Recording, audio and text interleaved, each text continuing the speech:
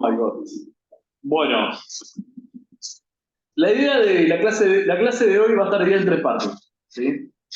En la primera de ellas vamos a trabajar un poco todo lo que tiene que ver con, no voy a usar otro adjetivo, voy a hablar de la relación entre el peronismo y los sectores científicos e intelectuales, ¿no? La idea es que podamos debatir un poquito sobre este tema para abrir una segunda parte, donde vamos a hacer una parte, un ejercicio más práctico, donde vamos a trabajar con las revistas Mundo Atómico y Ciencia e Investigación, que fue algo que habíamos estado hablando ya. Y después, en la tercera parte de la clase, Carlos preparó todo lo que tiene que ver con la Universidad Obrera, la ley de educación universitaria del peronismo para hablar de ese tema. Bien. ¿Qué nociones o qué hemos escuchado, qué han leído, qué les han contado, no sé, en el secundario, en el CBC o en otros espacios de formación, sobre cómo fue la relación de los intelectuales o los sectores académicos con el peronismo? Alpargatas, sí. A ver, sí. ¿De dónde sale esa frase? ¿Qué nos ha llegado de todo esto? Más fuerte, haga patria más que un estudiante. Bien, eso es lo que... Una de las consignas era la movilización de trabajadores, ¿no? Un médico importante. Claro. ¿Qué más? ¿Qué más tendríamos ahí dando vuelta? El Zoom también puede hablar acá, vamos. Bueno, Borges era como un ferviente y había un sector de... Matera era, ¿no? Matera, sí. ¿Qué? Matera era neurólogo y era peronista, ¿no? Matera. Pero, ¿que Matera dijo eso? No sé. No, Matera era peronista. ¿Quién fue el que...? No, un médico antiperonista. Ah, no voy a decir. no, pero que no están entendiendo allá como que había...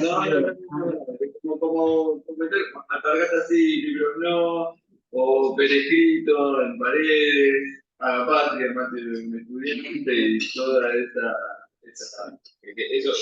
ese folclore que representa esta pelea entre estudiantes y peronistas, intelectuales y peronistas.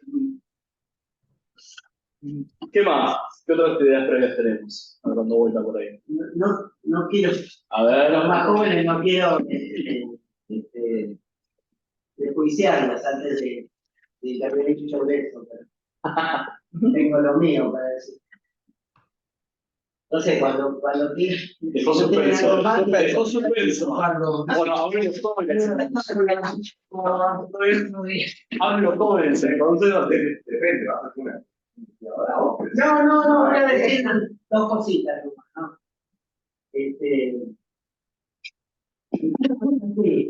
en la génesis del golpe del 43 hay un componente que, si se quiere, tan heterogéneo y reaccionario como fue la del golpe del 30. En el sentido que era una vuelta de tuerca en medio de la Segunda Guerra Mundial destinada a obtener algunos resultados de distintos sectores de los que dominaban la economía argentina, pero que se encontraban en el núcleo, en un núcleo heterogéneo, que es el del Grupo Oficiales Unidos, que es el núcleo de logia militar de la cual participaba Perón, que era indudablemente de mayor formación intelectual, trayectoria, etc. Pero él lo mismo lo comenta, en su formación fue muy importante su estadía en Italia, cuando hizo la escuela de infantería de montaña en los Abruzos, en la época del Duce. Le digo porque cuando él en los 70 defendía la fórmula del socialismo nacional, hizo referencia a esa estadía. Ahí dice explícitamente que vio el primer socialismo nacional de la historia, lo vio en esa estadía. De manera, sí, no es un libro del 40 y pico, donde él describe eso. De manera que entonces en el golpe del 43 confluyen distintos sectores, algunos progermánicos, en medio de la Segunda Guerra Mundial, y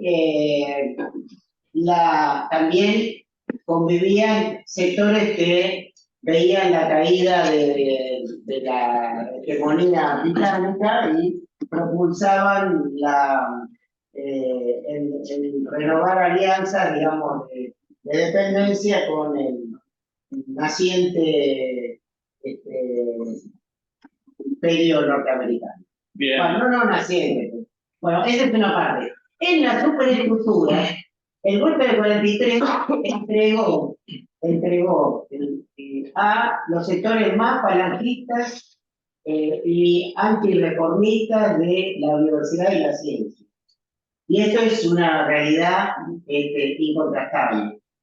De manera de que ese origen en la parte universitaria y científica es algo que atravesó una buena parte del peronismo, incluyendo también hasta el desplazamiento de Ramón Carrillo, por no adecuarse a eso, en la cual tuvo mucho que ver Iván Isevich, era médico personal de Vita, y era de formación bien falangista y retrógrada, ¿no? O sea, para decirle un término más ambiguo. Y por otra parte, y refiriéndome a lo de mate en un estudiante, eso se materializó en una concentración de la fuga, del asesinato de alguien que mucho después, ya de grande, yo me enteré que era conocido de la familia, de mi familia paterna, de mi abuelo paterno, que era el estudiante Salmón Feijó. Un estudiante de medicina que durante una concentración de la fuga fue asesinado por pistoleros de la Alianza Libertadora Nacionalista, que operaba en estos primeros años como un organismo paraestatal, del 43 al 46 inclusive, no solo al 45. Pero el asesinato ocurrió en el año 51, si mal no me acuerdo. Bueno, eso es un poco los orígenes de una parte de la mala relación o de esa tensión que había entre sectores intelectuales del peronismo también, ¿sí? Ahora vamos a ver un poquito de esto. Yo para preparar la clase de hoy trabajé con dos textos, tres son. Un texto que se lo voy a compartir después, no sé si lo voy a compartir todavía, pero sí. Uno es un texto que escribe Beatriz Arlo sobre intelectuales, que está bueno, ha sido muy interesante, ¿no? Lo que plantea, que les da una idea o una aproximación más cercana, ¿no? ¿Cuál es el trabajo intelectual? ¿Qué diferencias hay con un académico? ¿Por ahí con un científico? ¿No? Como que hay ciertas distinciones, ¿no? Ahora vamos a intentar trabajar un poquito, ¿no? En esa noción del intelectual. El segundo texto es un texto comparativo de una historiadora que se llama Victoria Fiorucci, que compara la relación de los intelectuales con el peronismo en Argentina y con el varguismo en Brasil. Y está bueno porque cuando uno estudia los ciclos de estos gobiernos populistas, vamos a empezar a nombrarlos así, generalmente se hace una comparación entre lo que fue el peronismo en Argentina, el varguismo en Brasil, ¿sí? El cardenismo en México. Esta investigadora entonces compara las diferencias y similitudes que hubo entre los procesos en Argentina y Brasil, ¿sí? Para demostrar, ¿no? Que la cuestión del populismo excedía esa relación, ¿no? Que había algo más en el peronismo, en ese quiebre que había entre los sectores intelectuales, porque lo que va a contar ella es que en el varguismo en Brasil ¿sí? Se estructuró en base a la buena relación que había entre los sectores académicos e intelectuales con Vargas, por ejemplo, que van a tener un rol central en la formulación de las políticas del gobierno y el desarrollismo en Brasil. Y el tercer texto, bueno, retoma algunas de las cositas de Hurtado, el libro de Hurtado, que se los mandamos ya, y una tesis de un investigador que no me acuerdo el apellido, que trabaja sobre el Instituto Católico de Ciencias. Seguro lo conoces. Pero no me acuerdo el apellido. Pero no. Es una tesis, está buena. Es de libre acceso, pero bueno, se la comparto. Bien. Vamos a empezar a trabajar, ¿no? Con qué es un intelectual, ¿no? Por dónde va, por dónde canaliza sus expresiones, con qué sentido, ¿no? Este es un fragmento de lo que plantea Sartre, ¿no? Dice, los intelectuales piensan que son históricos, en un sentido, se comunican más que nadie con ese suelo. Y digo, si solo ven lo que está inscrito en él, no son intelectuales. ¿Qué nos dice esta frase? ¿Qué podemos pensar? Sobre todo, esta parte que habla de la relación con el suelo. ¿A qué quiere aproximarnos a Isarlo con esta frase? No, porque el ejercicio de los intelectuales es agregarle una interpretación o algo, sí, una interpretación a las cosas que analizan. Entonces, quizá el estudio histórico es sino a los análisis históricos. Por ahí no tienen por qué ser solamente históricos. No, por eso de analizar la historia, los textos y los marcos teóricos de los lugares constructores en los que están, e interpretarlos, darles un timón. Darles un sentido, ¿no? Acá la compañera le decía algo, ¿no? No, pues no serían meros citadores de Meros deductores, ¿no? Claro, tienen que analizar algo. Sí. Acá hay una cuestión interesante de lo que plantea la compañía, que los intelectuales o académicos no son reproductores de información, ¿no? Son constructores de un sentido también. Pero que para construir ese sentido, lo que plantea esta definición de Sartre, que uno puede estar más de acuerdo o menos de acuerdo, tiene que ver con cómo se planta frente a la propia ideología, a las propias creencias y a lo que es lo socialmente relativo a ese intelectual, ¿no? Y acá hay una diferencia, ¿no? Porque están el compromiso político que tiene que tener un intelectual, pero también la capacidad de poder discernir ese compromiso político y tener una mirada amplia. O sea, como que están esas dos miradas sobre el trabajo intelectual que no están resueltas todavía. Hay un montón todavía de investigadores y demás donde se debate esto, ¿no? ¿Qué tiene que hacer un intelectual frente a una coyuntura política determinada, ¿no? La posición de Sartre es esa, que a mí me pareció más interesante para poder trabajar lo que vamos a ver en peronismo, ¿no? Pero también está, ¿no? ¿Dónde está el compromiso político del intelectual en cuanto a lo que plantea, cómo se posiciona frente a determinadas temáticas? ¿Qué piensan ustedes de esto? También está el tema. A ver, Cuando definís qué es un intelectual, ¿no? A ver. ¿Qué es un intelectual? ¿Un tipo que piensa? No, Por ejemplo, un sindicalista puede ser intelectual o ya está excluido, por ejemplo, porque es sindicalista. Es sindicalista, entonces no es intelectual. Todo queda.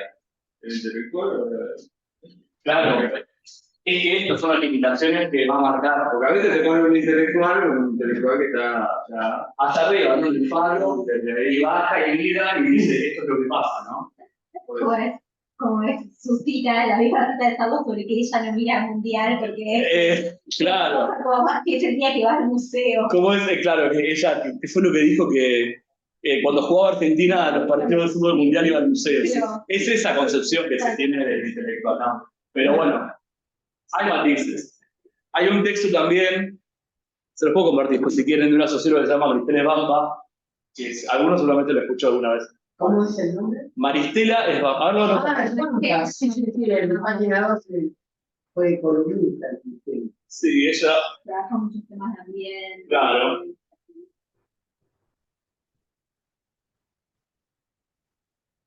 Sí, son los temas que trabaja y ella tiene un texto, ¿no?, sobre el rol intelectual y cómo se ha ido transformando en el tiempo y plantea diferentes categorías de intelectual y son más cercanas a algo de de lo que podemos hablar, no sé, de intelectuales con compromiso social, que lo que plantea Serlo, que por ahí es ese intelectual parado en el montículo del cerro, ¿no? Mirando por abajo a ver qué es lo que está pasando. Bueno, eso es lo que está planteando ella acá. Yo recuperé esta frase para nada, ver qué salía, ¿no? Ver qué podemos decir de esto. A ver.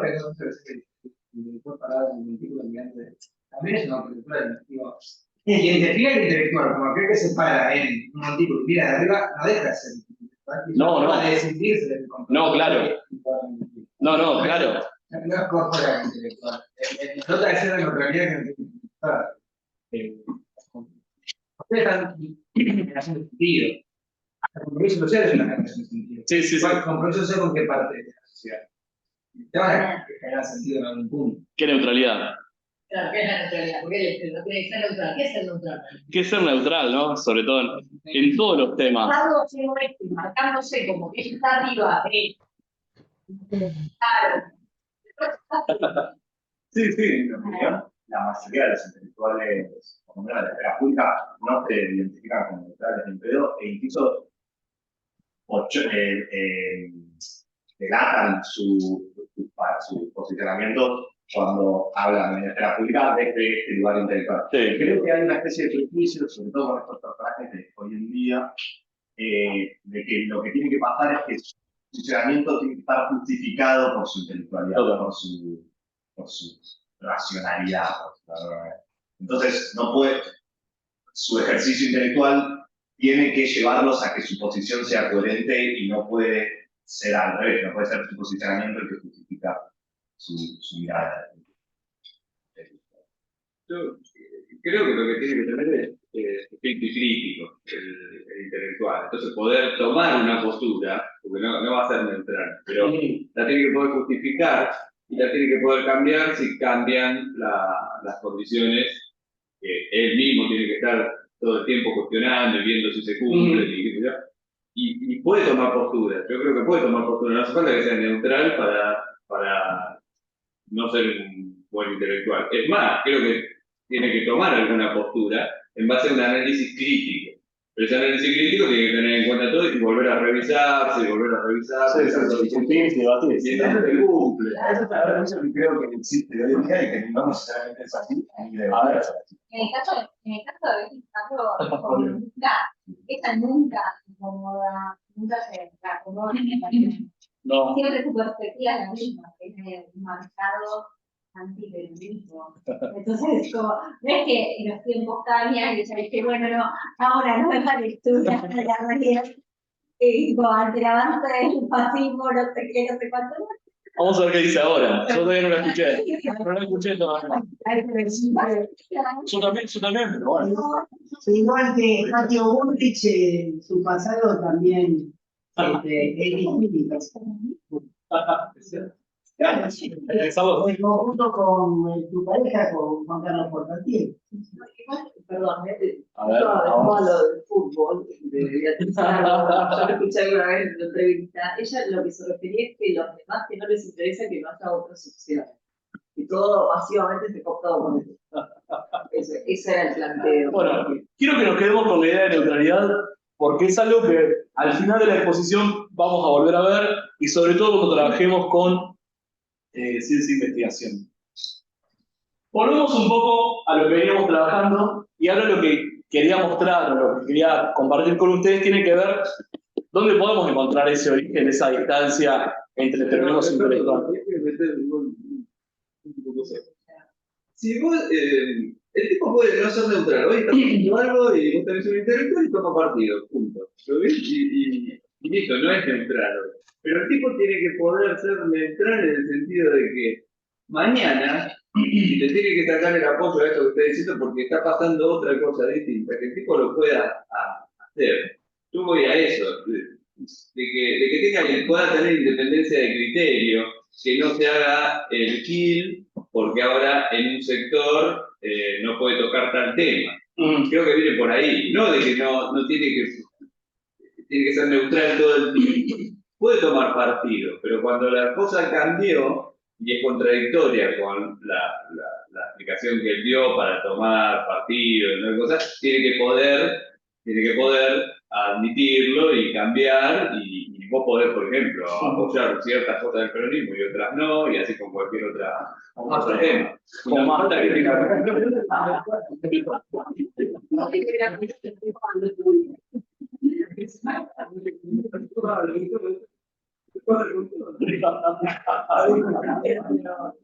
Estamos, ¿no? Espera.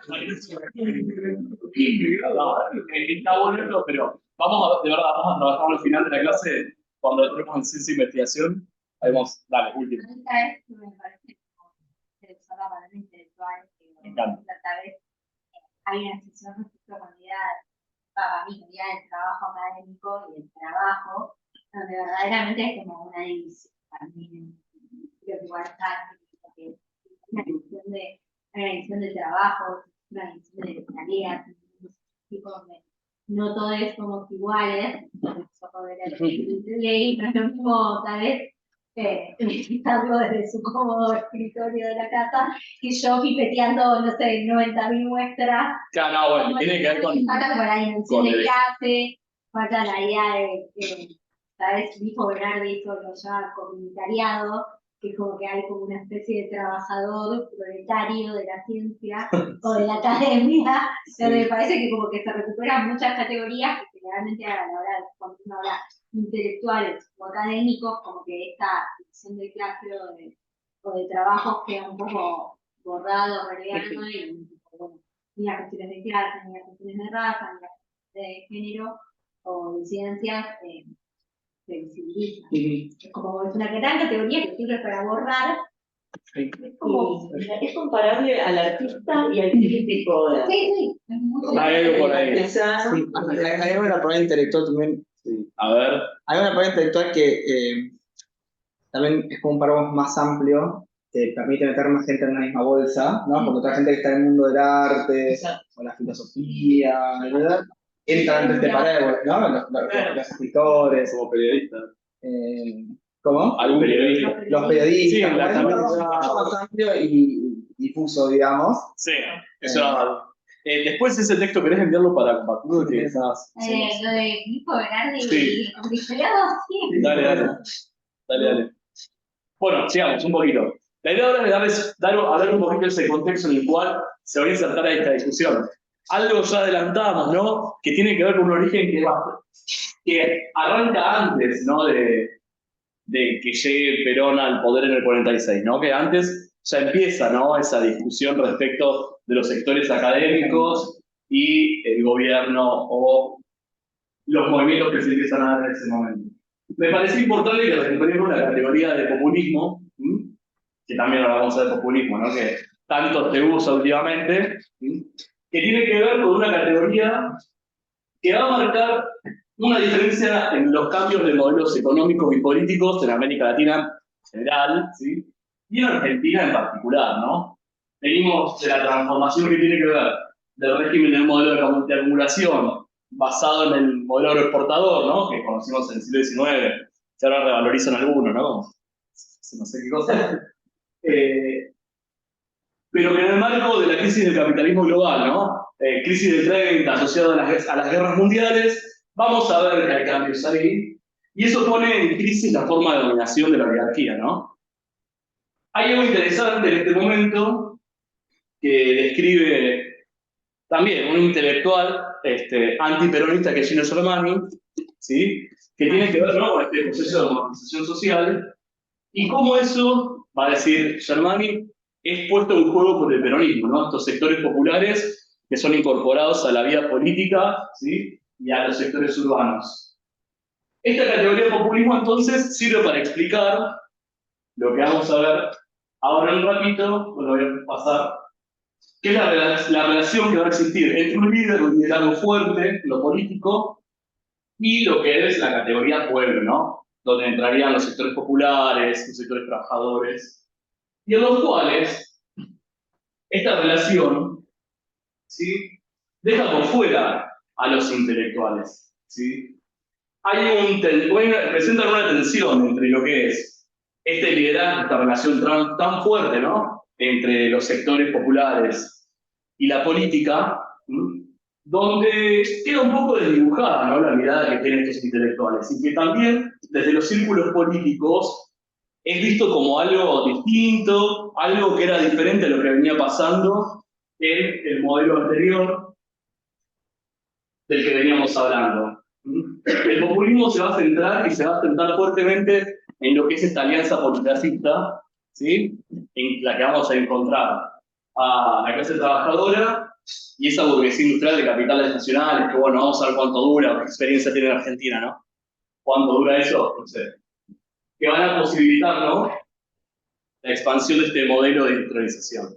Ese es el contexto en el cual estamos hablando y donde se pone en tensión la relación entre en la forma de ejercicio de poder del populismo, el liderazgo de Perón en Argentina, y las tensiones que hay con los intelectuales, la experiencia democrática, ¿no?, del momento. Todo esto entra en tensión y es donde vamos a empezar a hablar de qué hace un intelectual. Acá hay otra frase de este texto de Sarlo para que charlemos un poquito.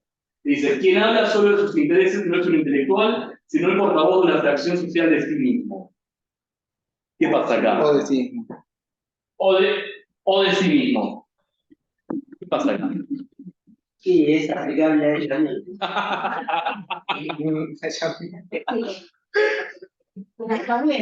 ¿Qué representan estos sectores intelectuales? No, ¿sabes qué? Me preguntó que quedó grabado encima. El informe con eso vamos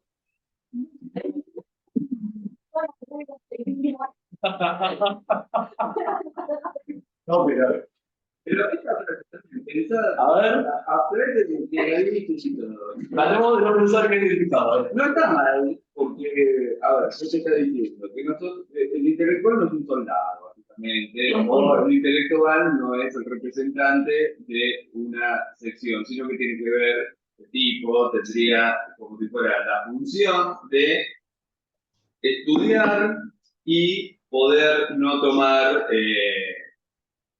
un partido con un interés directo o acatar por cierta conveniencia, no decir tal cosa o no meterse con tal otra.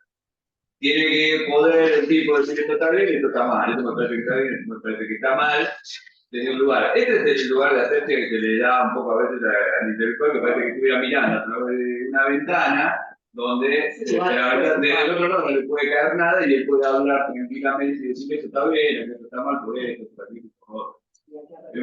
Nunca es así, entonces el intelectual también se ve metido muchas veces y no abre la boca porque le va a caer un garrotazo, o abre la boca porque lo van a aplaudir, o porque bueno, es un ser humano, va y viene, pero digo, un poco es eso. Sin hacer algo platónico de observación contemplativa, siempre el intelectual va a estar metido un poco en el barrio, pero está metido en algo. Ahora, ¿a qué tiende la idea? Me parece a mí, cuando se habla esto del intelectual, aparte de la idea esta del intelectual, ¿qué es? Un tipo que usa el intelecto, básicamente.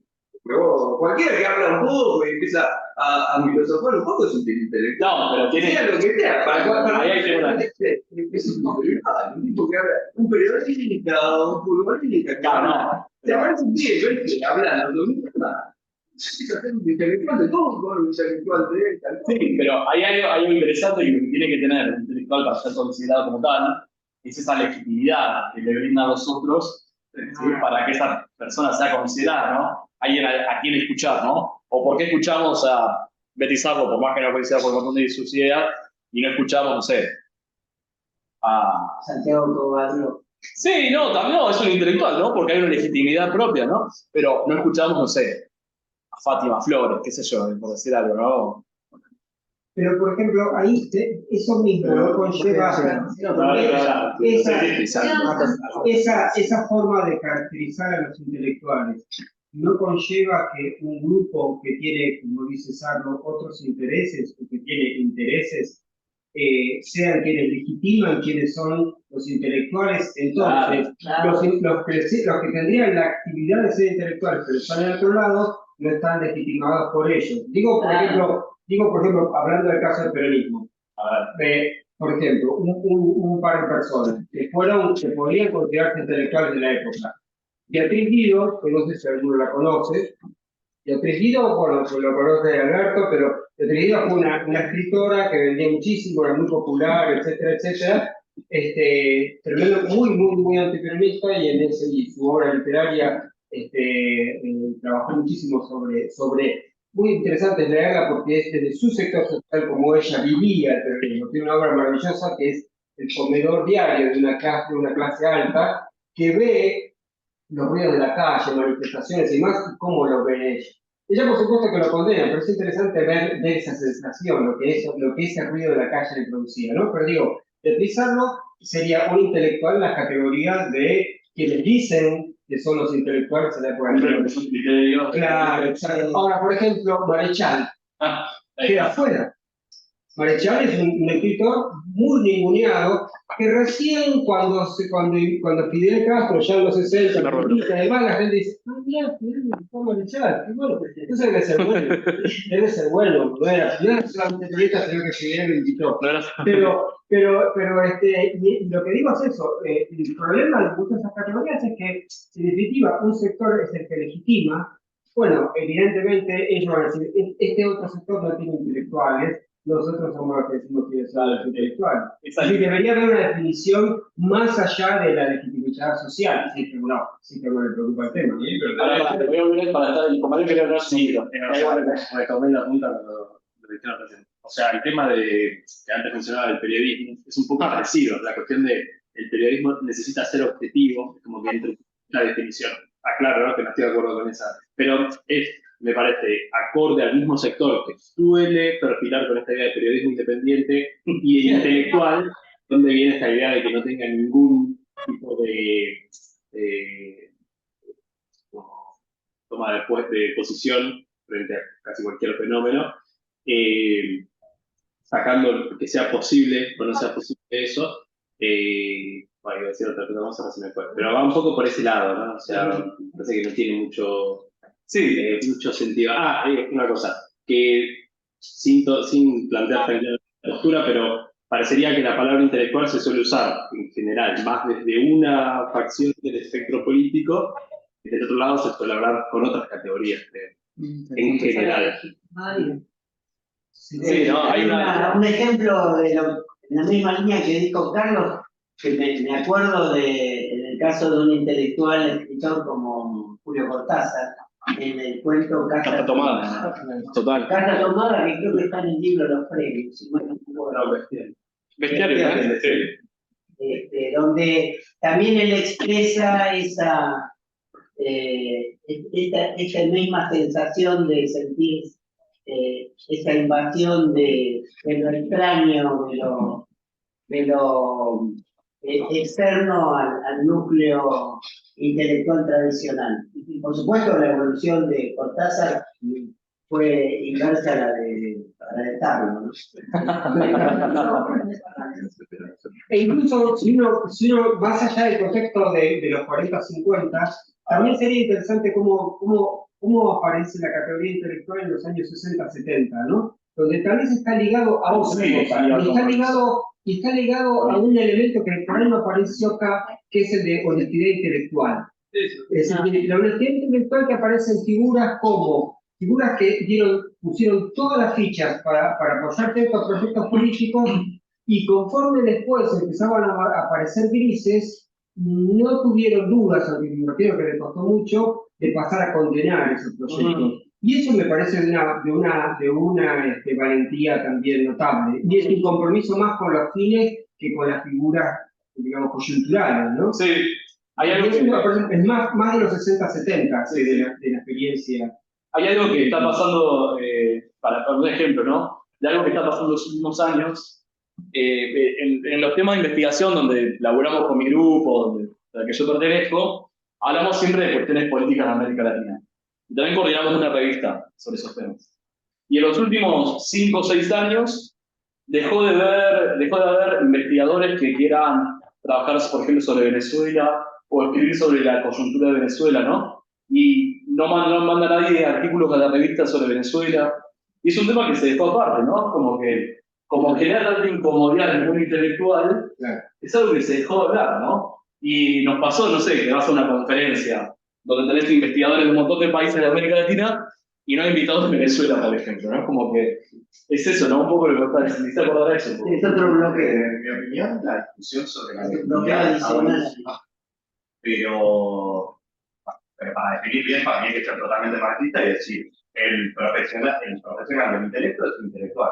Y si te da de comer, sos intelectual, y si no, o si te da un poco de comer, o sea, si cobras una vez cada tanto por un libro, estás con un pie adentro y un pie afuera, pero si vos laburás del intelecto, sos un intelectual, y si laburás, como diría un chiste, no sé, hombreando bolsas en el puerto, y cada tanto escribís un artículo en el diario, bueno, sos un obrero con toqueteos, con intelectualidad.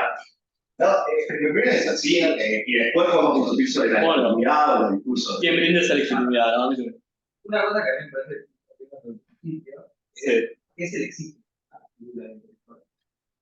¿Y quién se lo exige? O sea, ¿quién se pone en el grupo de exigirle cosas? Por ahí queda la demarcación. El enfoque de responde solo a sus intereses, se da cuenta de que entiende que algunos intereses merecen ser respondidos y otros intereses no. Quitan aportan sesgo, quitan la objetividad, hay alguien que tiene que elegir eso. Por eso está bueno ver a lo largo de la historia en qué sectores estaban los intelectuales y en cuáles no. Y qué movimientos políticos pudieron darse el lujo de tener intelectuales y cuáles no. Porque, viviendo más acá, durante el kirchnerismo, un montón de intelectuales se incorporaron al kirchnerismo y dejaron automáticamente desde la visión popular, ¿no? O del consumo general. En esto de qué se le demanda. Por eso me parece importante esto de que sea Harlow quien sea el que pueda establecer esta mirada escéptica, cuando no existe la mirada escéptica, y en el ejercicio científico pasa lo mismo. Cuando el ejercicio científico olvida la mirada escéptica, entramos en lo mismo, se termina pasando esto. ¿Qué temas quedan excluidos del consumo intelectual?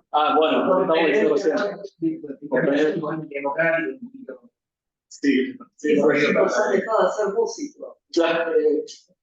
No, es verdad, hay temas que de repente son abandonados porque la mirada del resto del campo sobre vos, o sobre ese grupo, sobre lo que vos podés expresar, puede ser condenatoria, ¿no? Hay una mirada tremenda, ¿no? Sobre el caso de Venezuela, por ejemplo, es tremendo lo que está pasando. Y nosotros lo hablamos en nuestro grupo, ¿no? Porque no hay nadie que quiera hablar, ¿no? Nadie se anima a decir nada, a escribir algo y que quede publicado menos. Transformándolo en ciencias naturales. A ver. ¿Qué temas no poder trabajar en ciencias naturales? ¿O qué temas no son abordados porque la necesidad, la profesión, no pertenecer a la cultura? Es lo mismo. Entonces hay cierto sector social que demanda una mirada neutral porque esa neutralidad, entre comillas, súper entre comillas, responde a sus intereses. Solo a esos intereses. Son parte que nutre esos intereses. Bueno, están ahí. Digo, sí, claro. Esta persona que te responde a intereses, efectivamente termina respondiendo a otros intereses. Por acción u omisión.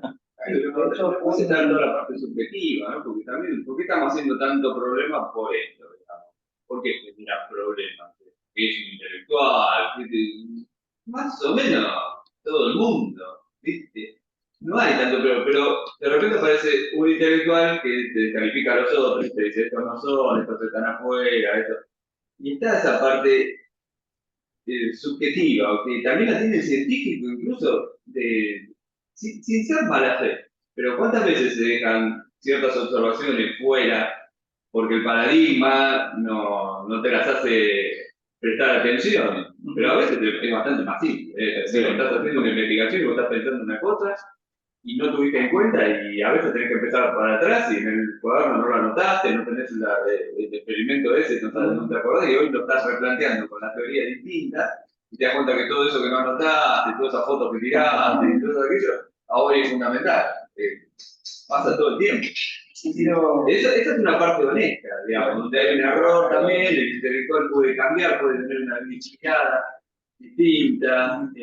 Yo creo que el tema de la honestidad es lo que más está dando vueltas sobre eso. Y ahí entra el periodista, el intelectual, cada una de las profesiones, político. ¿Cuál es el problema? Si el tipo está siendo honesto o no. En el momento puede estar teniendo una postura, Pero también te puede decir, no, porque hay una conveniencia, porque conviene a este sector, y voy a apoyar esto porque conviene a este sector.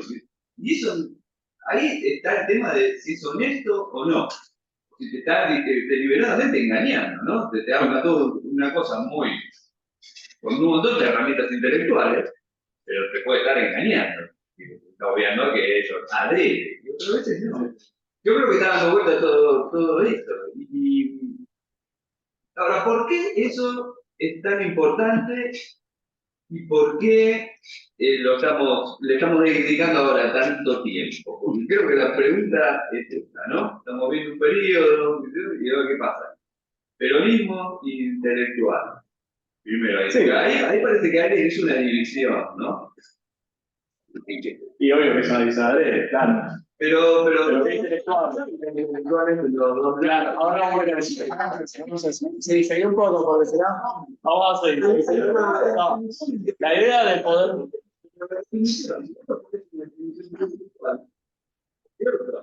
Dos o tres definiciones, pero algo que no es disonante, ¿no? No, claro. A ver, la idea que podemos discutir, ¿no? Que entendemos por intelectuales, tiene que ver con hacer este juego, de poner un poco en movimiento, ¿no? Eso de lo que queremos hablar, ¿no? Y de cuáles son las consideraciones, qué cosas van a estar adentro que es un intelectual y qué no, ¿no? Me parece interesante que podamos trabajar. Y hay algo interesante en lo que decís, que es lo que sigue, que tiene que ver, ¿no? ¿Qué pasaba con los otros intelectuales que estaban por fuera de estos sectores dominantes del campo académico en esos momentos, ¿no? Y es lo que vamos a ver en un ratito. No sé si la que sigue la otra. Bueno, empezó esta posición, pero vamos a eso directo. Ahora volvemos para atrás. El peronismo, acá dice el texto que vimos de Fiorucci, que estuve trabajando, dice dos cosas, ¿no? Que encontramos sectores antiperonistas y sectores peronistas dentro de los intelectuales. Sectores antiperonistas relacionados a la izquierda, ¿sí? Que publicaban en la revista La Vanguardia, y los sectores más liberales, ¿sí? Cuyo origen estaba más ligado a la etapa anterior, la revista Sur.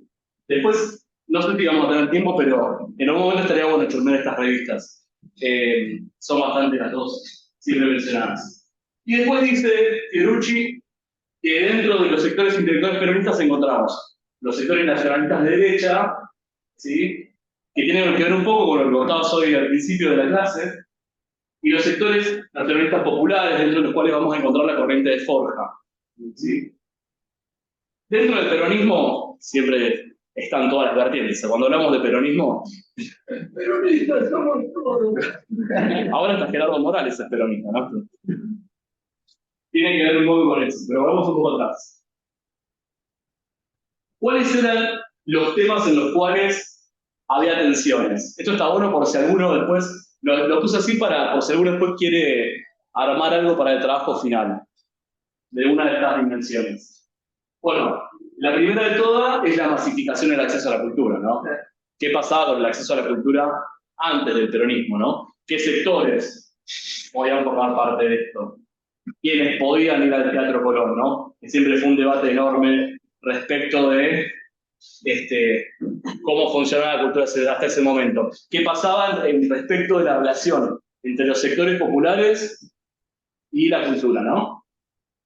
El segundo tema, estos dos van juntos, tiene que ver con cómo se formula la política científica, que es algo que trabajó bastante Diego Hurtado ya en la clase anterior, que tiene que ver con las diferencias que había entre los sectores ligados al grupo de Hussein, ¿sí? Y los sectores militares, ¿no? Y los otros sectores por fuera de la universidad, pero ligados al Estado. Y el tercero, la política universitaria, que se lo vamos a dejar acá, vamos a ver en un rato para trabajar en lo que viene en la próxima clase, en la próxima hora. Estas son las 4 dimensiones que me parecía interesante que podamos plantear y que tienen que ver con las tensiones que había entre los sectores intelectuales y el peronismo. Sí, más que me parece hermoso, por eso lo puse. Es muy bueno. No sé si es el Teatro Colón, no sé dónde la sacaron, pero bueno, me parecía que estaba buenísima. Es una gala, pero no decía Teatro Colón, así que no puedo saber si era él. Hoy estoy, pero desde ayer que estoy creyendo todo. ¿Sabes? Podemos una pequeña información sobre la vanguardia. Hace a principios de este siglo hicimos una recorrida de la historia de la universidad, particularmente exacta, pero toda la historia de la universidad en medios gráficos a lo largo de los primeros tiempos, pero la muestra que hicimos contenía muchísima información, más que el libro que habíamos, porque después perdimos cosas, y arrancamos incluso en el siglo XIX, que ya había dibujos. Pero era muy interesante la vanguardia, que hablaba de los intelectuales, sin necesidad de más aclaración, y los intelectuales peronistas, ¿no? Y la vanguardia era muy gráfica, todo tenía una expresión gráfica y caracterizada. Y cuando hablaba de los intelectuales peronistas, los ponían, por ejemplo, presentando un libro y tenían orejas de burro, así, es decir, se presentaba un libro cuyo título era Pavo, no me acuerdo, y así con mucha solemnidad, pero todo siempre con orejas de burro. Con lo cual, ya digamos, caracterizaba lo que era eso, ¿no? Hay que aclarar para el conjunto que era el órgano oficial del Partido Socialista. Cierto, sí. Acá la compañera. No, desde cuando venimos hablando, la relación entre los movimientos sociopolíticos y los intelectuales, ¿qué rol tendrían ahí, no? Entonces digo, bueno, ¿qué función tendría? De formar sentido, pero para eso tiene que tener una credibilidad social. En la sociedad, para formar ese sentido, formar ese sentido común, también tiene que crear. Entonces, construir esto también se tiene que crear, digamos, no es como que, bueno, yo ahora me digo que soy intelectual y digo eso. Claro, no. Lo que me llevaba a pensar es, bueno, ¿qué rol tienen los y las intelectuales en la sociedad? No, y la ve que parece que en cada momento histórico pueden tener una función diferente.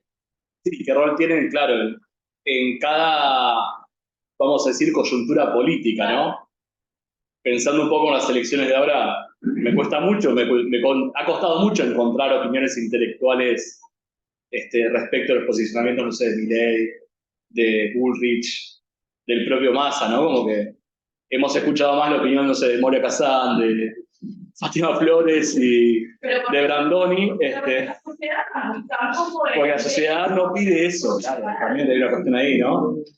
Que está bueno.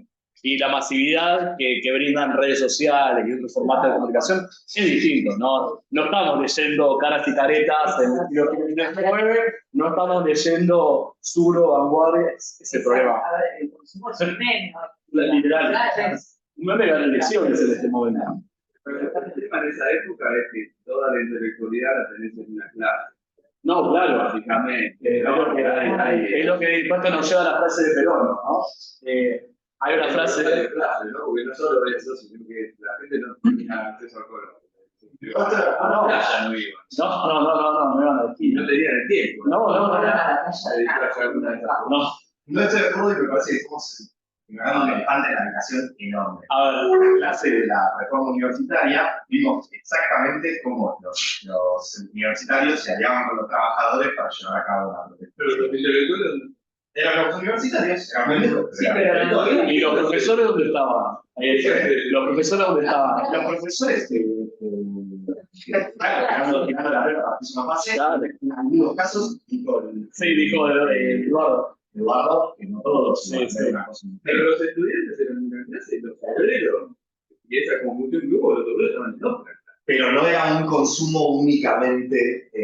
No, pero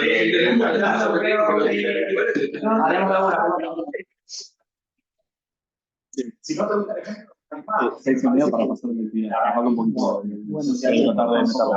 Las corrientes que fueron para tenían una parte profundamente intelectual y acá propósito. Se decía nacionalista y nacionalista.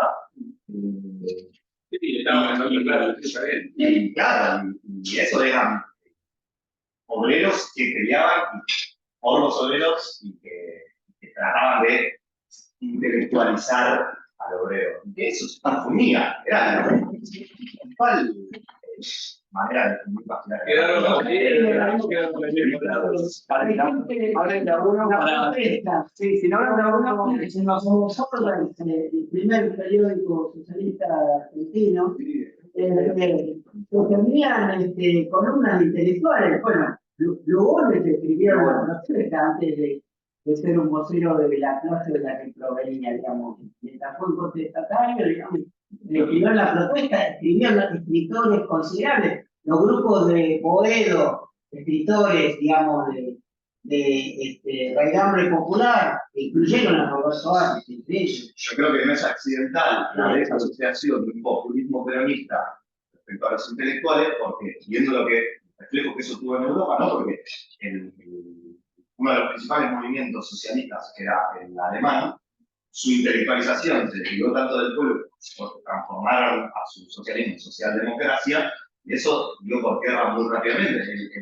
Como vimos antes, Perón estaba más del lado de los aliados, en el sentido ideológico y el manejo económico.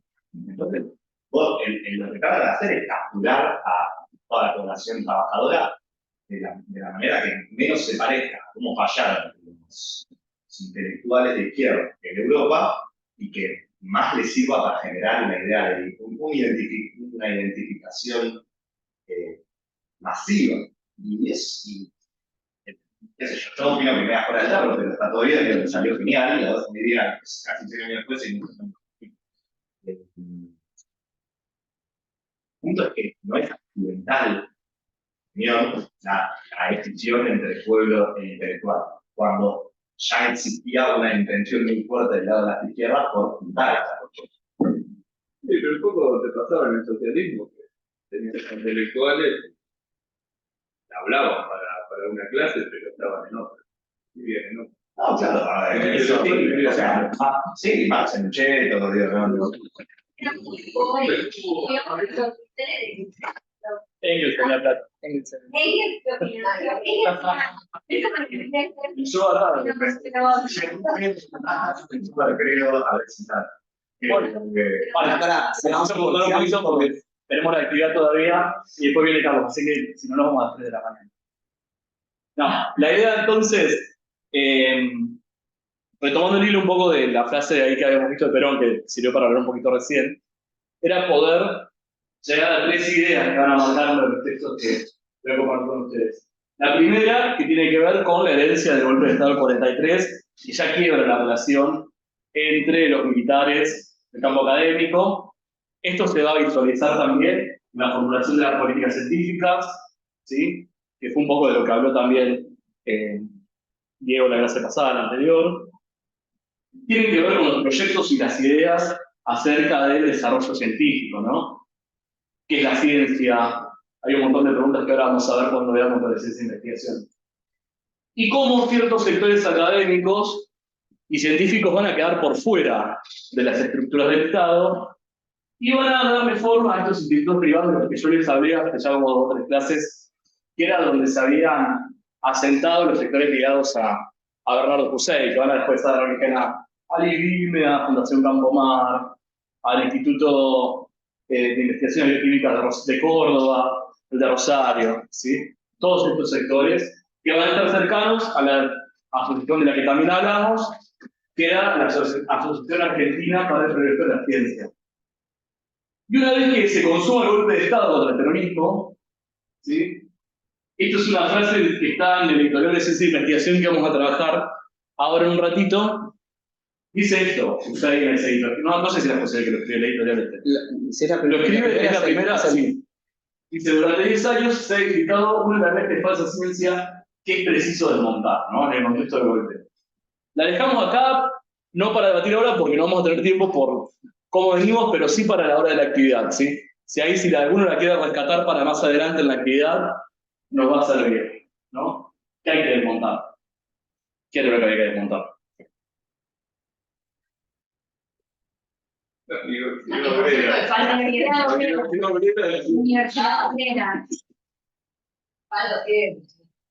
Para irnos metiendo un poco en lo que va a ser la actividad que vamos a hacer ahora, ¿sí?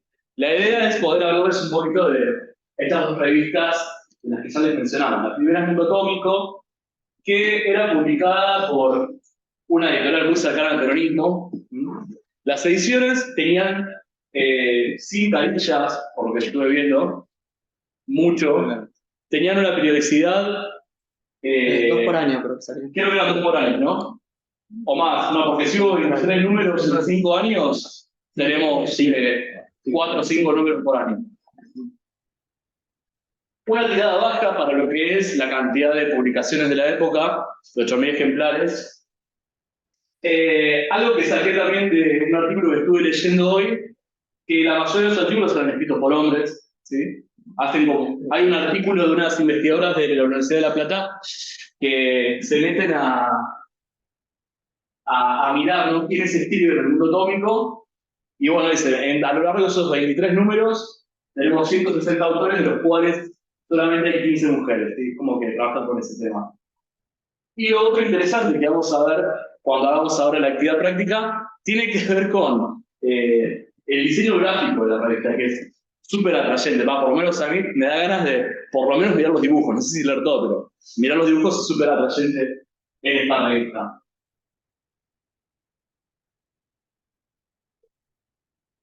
Los objetivos de la revista, ¿no? Emparentados a lo que tiene que ver con la política científica del peronismo. La ciencia y la tecnología, con un objetivo claro que tiene que ver con los problemas del desarrollo en el contexto de lo que era la inserción de Argentina en el sistema económico global.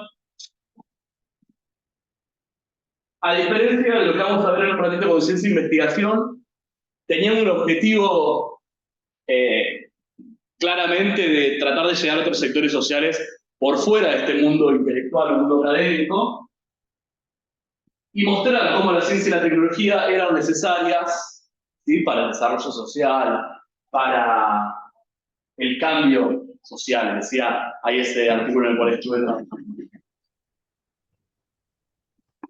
Me gustó mucho esta frase, que también está en la editorial, que creo que está dentro de lo que vamos a leer. Están los materiales. ¿Sí? Sí, está. Ahora la vamos a ver en un ratito, que tiene que ver, ¿no?, por qué hacer esta revista.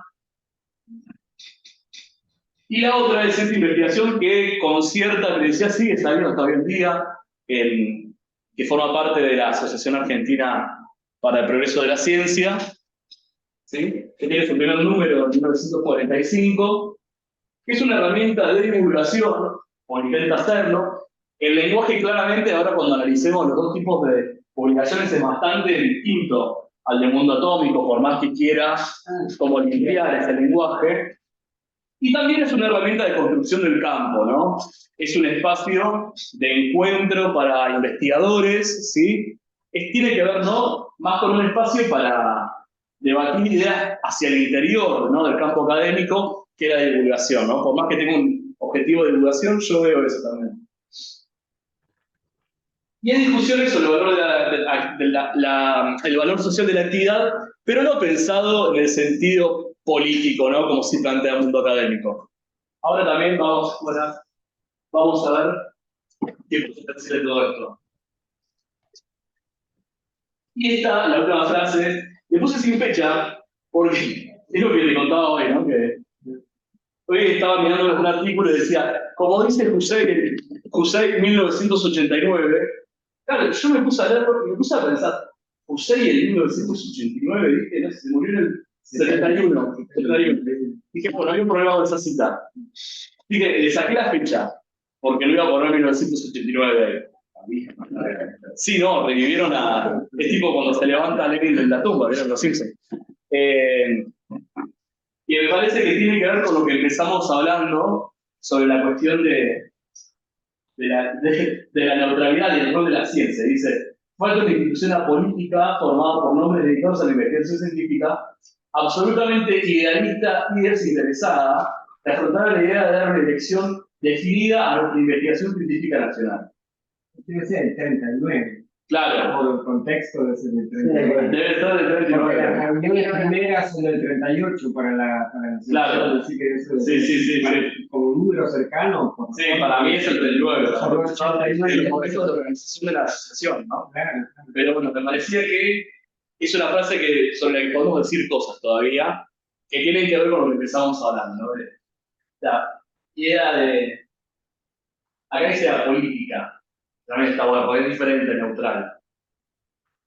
Que me parece que nos va a servir para debatir un poquito. Pero aparte es contradictorio, porque ¿cómo das una dirección A ver. a una política? O sea, tenés que tener una idea de No, pero Es es, la clásica. no, lo que tiene que dar es una dirección a la ciencia, no al país. A la ciencia, ¿no? Ah, bueno. ¿Cómo tomas decisiones de política científica? Un planteo preliminar. Claro. Hay una cuestión con la palabra, con la definición de política. Investigar por investigar. Es decir, después de que la práctica no lo cumplió. Sí, pero ¿cómo das una dirección investigando por investigar, no? Como, ¿qué dirección vamos a tener? Está en el mismo peso cualquier tema. Disfrutar el contexto. Investigando por investigar, claro. A ver, estás diciendo algo en el Zoom. No, claro, investigar por investigar, ¿no? Nada más.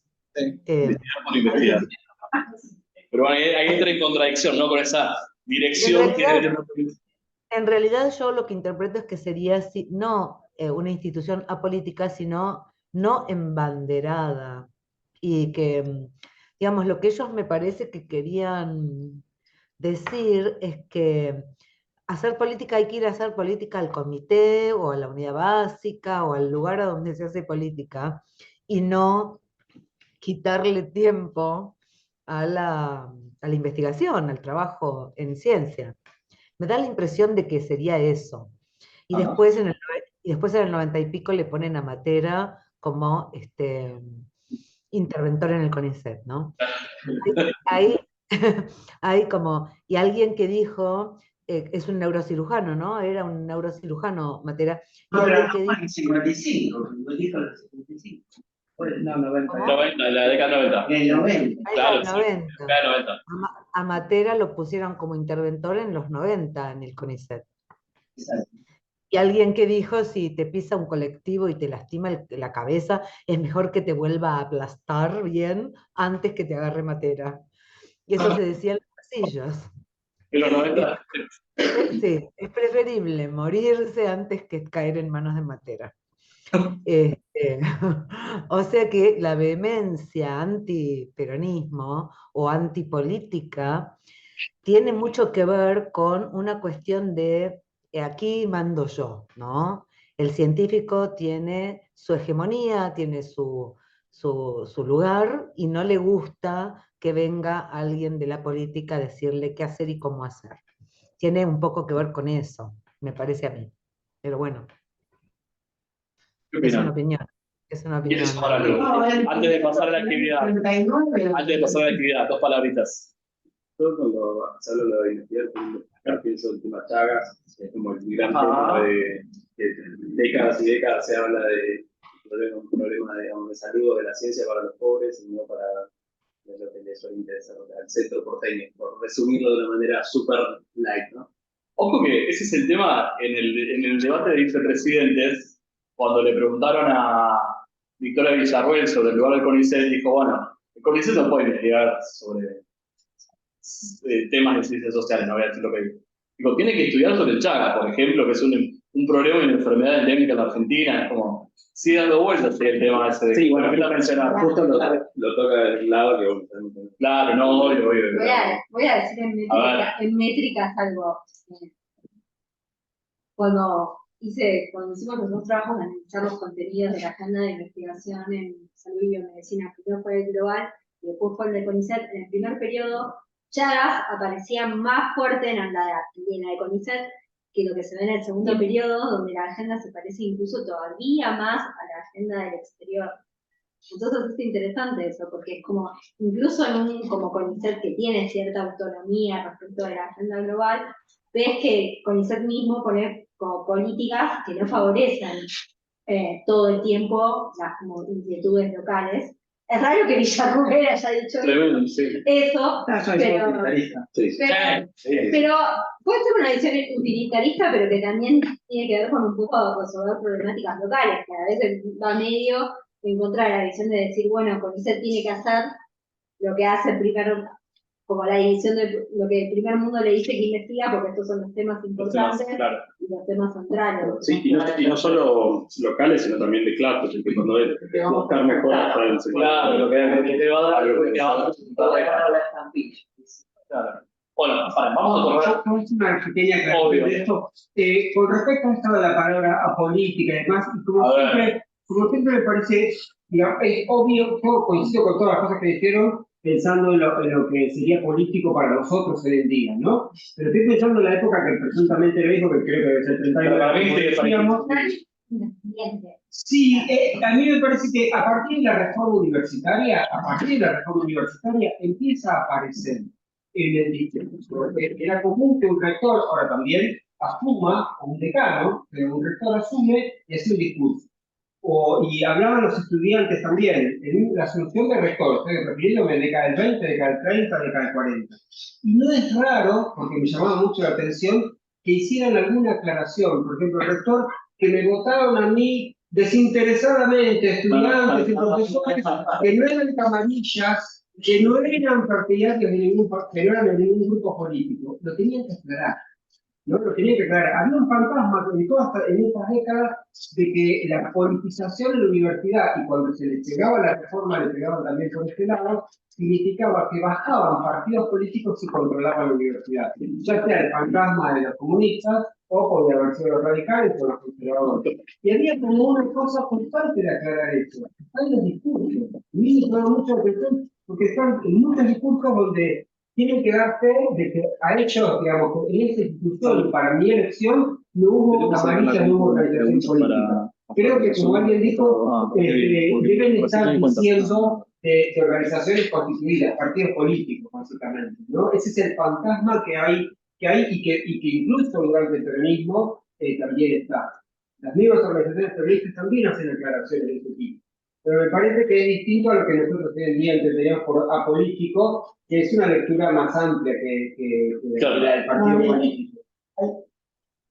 Me parece que hay un componente que tiene que ver con los particulares, y es el 31, creo que es el hecho de el final, los últimos años de la década infame, caracterizados por el agotamiento de la política en su sentido más de politiquería, donde producido el asesinato de Enzo Bordaber en el Congreso de la Nación y el posterior suicidio que ocurre en el año 39 de Lisandro de la Torre,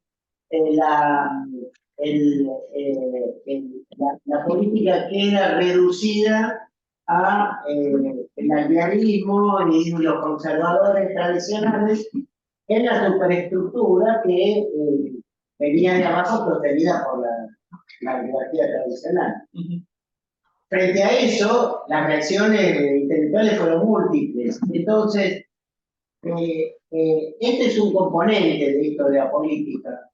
El otro es que en la universidad, producto de toda esta década, se iban consolidando fuerzas de izquierda transformadoras, incluso en la conducción de la FUA, la Federación Universitaria Argentina. Y creo que esa independencia de esos dos vectores políticos distintos es lo que trata de reproducir Kusai y que vuelve a tratar de reproducirlo en el 55, donde es restablecido como funcionario estatal. Y me parece que tiene algo que ver. No, sí. Vamos a seguir debatiendo ahora con materiales. ¿Sí? Tenemos fragmentos. ¿A qué vas a coordinar? Vale, me callo. No. Lo presento, pero igual se va a ocupar Santi de coordinar, así que... Vamos entonces a trabajar con dos materiales ahora. Por un lado, con editoriales de ciencia e investigación, y por otro lado, con unos fragmentos del mundo atómico. En el Zoom, no sé si ya los tienen o ahora se llega en un momento. Tenemos unas pequeñas guías para que sigan, ¿no? Para que podamos debatir en un ratito.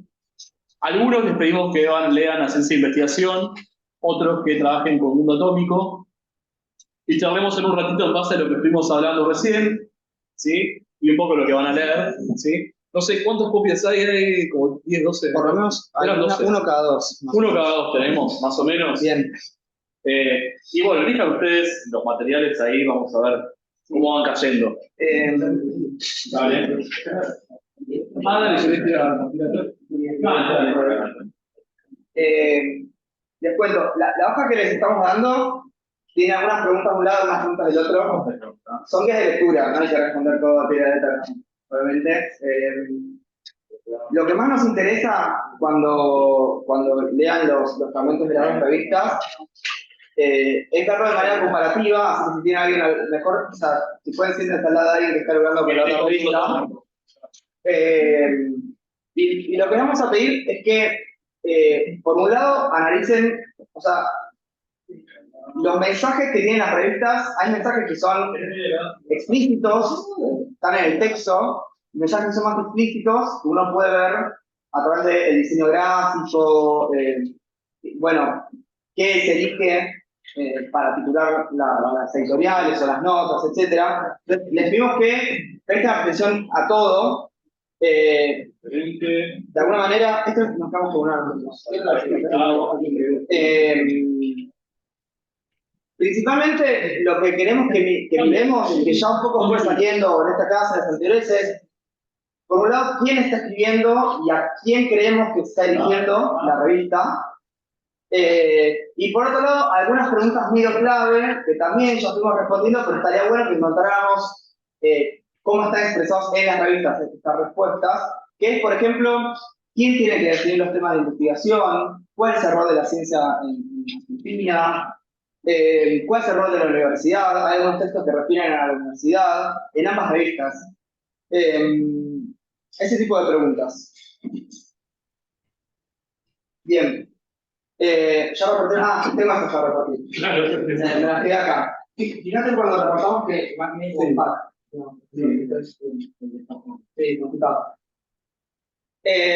Si les parece, tomémonos media horita o 40 minutos para leer, tomar con alguien al lado. No nos da el tiempo, sí. ¿Media hora? 20. ¿20? Como lo 20. Bueno, como verán, y es algo que ya se puede estar bastante información, los textos de la revista Ciencia de Investigación son larguitos, no son tan cortitos. Por eso, si necesitan marcar las hojas, márquenlas, no pasa nada. Para, si después sirve un poco para como apoyo, para intervenir. Sí, pueden intervenir las hojas, no hay problema. Y ahora lo comparto acá en Zoom, los links. Dale.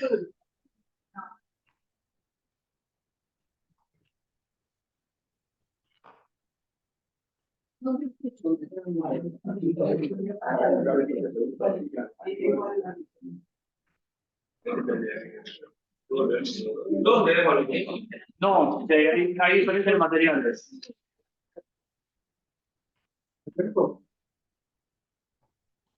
Ah, sí.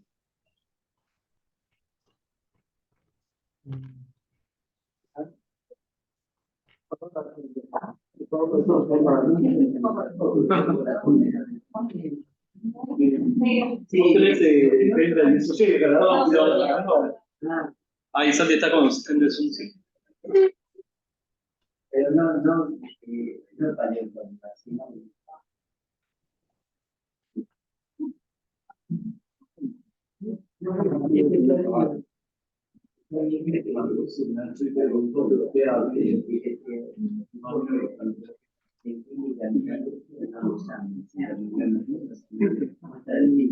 Sí, me estaba moviendo bien. Me estaba caminando el momento y por ver la puerta. Para los que están en Zoom, los archivos del mundo atómico de ciencia e investigación tienen muchos fragmentos. No lean todo, elijan alguna cosa, leanla tranquilos y después el resto lo pueden leer en otro momento. Total, más o menos la información se encuentra en varios lugares de las consignas. ¿Está bien? Perfecto. Bien.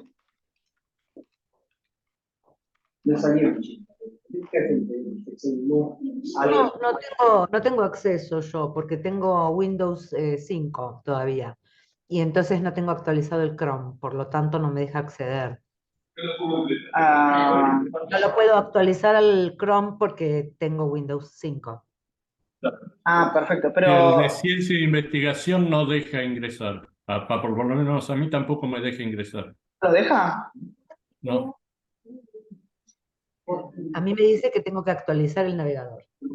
¿El resto lo puede ver? No, lo El sentimos, no segundo puede no. acceder a este documento porque infringe las condiciones del servicio. Pero si copian el link y lo pegan en su buscador, el que usen, A ver, probemos. prueben. No, igual. ¿Pasa lo mismo? Pasa lo mismo. ¿Con los 3 archivos? No, con el archivo de ciencia e investigación. Los otros dos abren bien. Infringimos los términos de servicio. Qué raro, a ver. Maravilloso. Ah, a ver, espera. Creo que sé que. Sí, ya me di cuenta. Sí, está bien.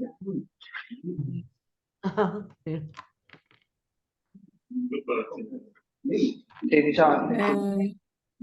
Beatriz, o María Beatriz, si te mandamos el PDF por mensaje o por correo electrónico, ¿vos lo podrías bajar en tu celular, por ejemplo? Sí, lo puedo bajar en la computadora también.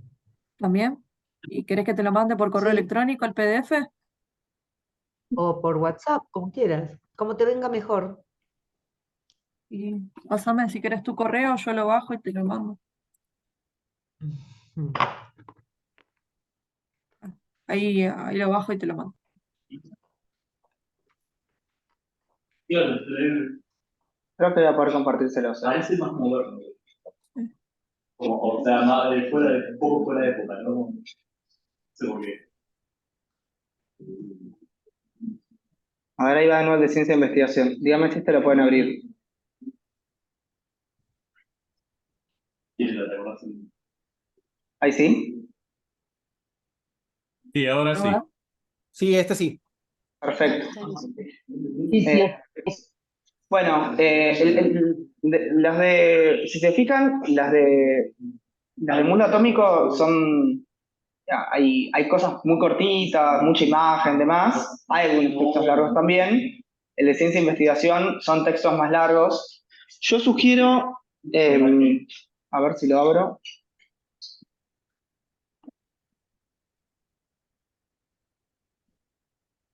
¿Puedes abrirlo, Santi?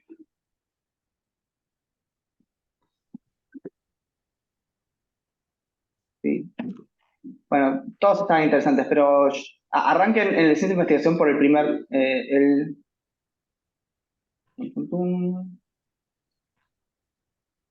Hay Ahí una va. ley universitaria. No, sí, el que dice, el último texto, aunque dice el Consejo Nacional de Investigaciones, creo que ese está bueno para leer.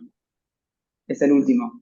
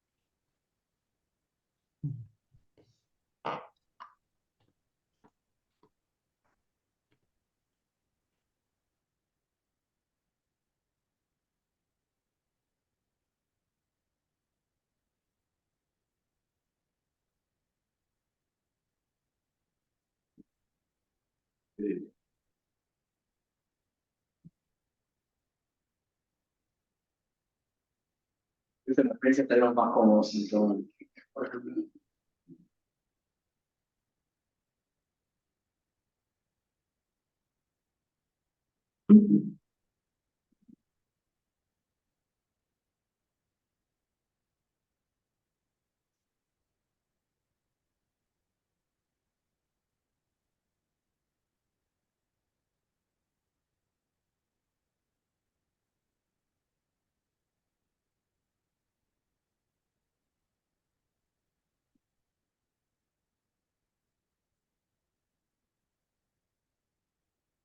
Una cosa más, era medio tangencial sobre Hussein, pero me parece una anécdota muy linda. Hay un libro que se llama La nuca de Hussein. Sí, está bueno. Lo pasamos con Marcelino Cerejido. Marcelino Cerejido es un médico, pero tiene biofísica, también se radicó en México durante la dictadura, y cuenta su experiencia y las cosas que iba llegando. Y la nuca de Hussein, la primera vez que para él ingresaba a Hussein, en un momento está en un pasillo así y descubre, se da cuenta que el tipo que está delante y solamente le ve la nuca a Hussein y le impresionó eso, ¿no? Y después, bueno, empieza a contar muchas cosas y demás. Y cuenta una anécdota que también explica mucho esta disrupción del peronismo que tanto le podía Hussein, una cosa más. Y era esto, en un momento, en el laboratorio de Hussein, donde hoy en día está la Facultad de Ciencias Económicas, se estaba el laboratorio de Hussein, obviamente estaban los investigadores, estaba Hussein, estaban los trabajadores docentes que tenían que hacer cosas, la limpieza de los... Hussein trabajaba con perros, ¿sí? Y con otros animales también. Y la limpieza de los aulas, etcétera, etcétera. Entonces, un día, Hussein va el domingo al instituto y ve que la persona que estaba dedicada a la limpieza no estaba, no había ido. Entonces, Hussein ya hace correr la bola el día lunes que esa persona no iba a estar y que lo iba a agarrar. Con lo cual, se les pide, todos decían, lo vas a asesinar, lo vas a asesinar porque Hussein enojado te mataba y todo el mundo temblaba de qué le iba a hacer al tipo ese. Estaba todo en silencio. Y llega el tipo, 10 de la mañana, tranquilo, con el diario bajo el brazo, para ir al séptimo laburo. Entonces Hussein ya, como una cantidad de metros, esto hermosamente lo cuenta Marcelino Cerejido, lo llama. Entonces sí, doctor, se acerca y Hussein me lo encontrás y le dice, ¿y a usted no vino a trabajar? Y entonces el tipo empieza a escribir, no sabe lo que me pasó. Yo venía para acá y empiezo a hacer todas las gestiones. Voy a comprar un diario, voy a tomar el colectivo, y en eso veo que pasa un camión llevando gente y demás, y van a ver, no sé qué partido. Y él dice, no puede ser, porque fue la Boca. Y yo me lo estaba perdiendo, así que me fui. Por eso, y siguió caminando. Y Hussein quedó clavado. Y Marcelino Cerejido, y la gente recogiendo cosas como Marcelino Cerejido, el más grande, más joven, recogía cosas como diciendo, eso es culpa del peronismo. Ese tipo jamás le tendría que haber faltado el respeto, digamos. Se tendría que haber humillado por lo que hizo. Y no, al contrario, le pareció normal. ¿Viste? Entonces, eso también formaba parte de esas cositas que acumulaba el peronismo, empoderando a la gente, ¿no? También es cierto, hay un episodio que tiene que ver con una mujer, que es otra cuestión, y que no, pero si lo buscan, porque hay cosas contradictorias sobre esto. Eso lo otro que acabo de contar está en el librito de Marcelino Cerejido. Bueno, voy. Creo que pero no me acuerdo, pero un partido era muy trascendente para decir que bueno, ya lo digo, no sé si saben. Facultad de Medicina, Facultad de Medicina, cuando la UBA jugaba los torneos nacionales de fútbol, le ganó, creo que 9-1, 9-2 a River, y uno de los goles fue Hussein. Hussein jugaba en el equipo de fútbol en 1919, una cosa así. No, Hussein jugaba al fútbol. Bueno, vamos, entonces, vamos a hacer rapidito esto, mucho de lo que se comentó acá, van a ver que aparece acá. Va a reforzar esto, a veces en los textos escritos, en los documentos, pero va a estar siempre presente este tema central, digamos, ¿no? Bueno, la ley de Guardo, la ley 13031, como algunos lo llaman, la ley peronista, la ley universaria del peronismo. Guardo es jefe de bancadas, el que figura acá, era uno de los radicales, había todo un numeroso grupo de radicales que se habían pasado al peronismo, que antes de incorporarse directamente al peronismo, formaban parte de lo que se llamaba la Junta Renovadora. La Junta Renovadora. La Junta Renovadora del Peronismo. Junta Renovadora. La Junta Renovadora Anotemos, pasemos el dato, ¿no?